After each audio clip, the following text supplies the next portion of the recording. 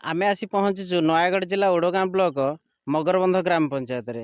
एथिरे आमे देखिବାକୁ पाइलु आम मगरबंध पंचायत रे जणे भाई से जाउचंदी वर्तमान पुरी रे थिबा गोटे एक जड़ा मठ को से बारिक महासंघर से गोटे मेंबर थिबारु से ग्रस्त करिके बुझिया चलंतु बुझिया तांकटारु पदे। भाई आपन परिचयटा? बुद्धदेव डाकुआ घर कोठा? मगरबंध। अच्छा आपण जड़ा मठ को जिबाको भाबुचंदी से विषय कोन पे जाउचंदी जड़ा मठ पुरी? आमर पूर्वपुरुषरू जड़ा मठ हेउछि गोटे पुरीर आमर आसोसिएसन तरफरू मु शुणिली जे आमर कूलर गोटे मठ तेणु मु बुलिबा पई पुरी जाउछि।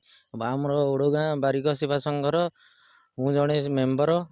मो ना होछि बुद्धदेव डाकुआ। मु पुरी जड़ा मठ विषय रे अधिका किछि जानिबा पई पुरी बुलिबाकू जाउछि। धन्यवाद।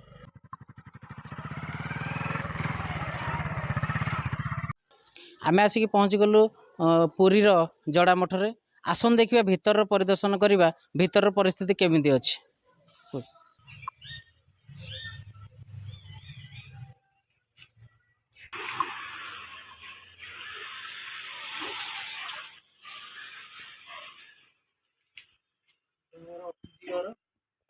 देखंतु एटा होची हमर जड़ा मठर लेखा है निखिल उत्कल बारिक समिति। एटा को देखंतु वर्तमान आमे आसिक मंदिर परिदर्शन करिबा। आसंतु भितर को देखंतु ए होची बारिक संघर गोटे मंदिर ए मंदिर रे देखंतु बहुत दिन तलर बहुत पुराना मंदिर जहाँ फल कि सबू रंग फंग छाड़ी गलानी। बहुत पुराना कालिया मंदिर ये आउ देखंतु एठी गोटे आमर बरंडा अच्छी जहाँ फल कि मीटिंग फिटिंग कर व्यवस्था अच्छी। आउ एठी मंदिर पार्श्व गोटे रोसई घर अच्छी रोसईशाला अच्छी जहाँ फल कि एठी ठाकुर बोधे रोसई प्रस्तुत करा जाउछि। ए होछि मंदिर भितर रोसई घर।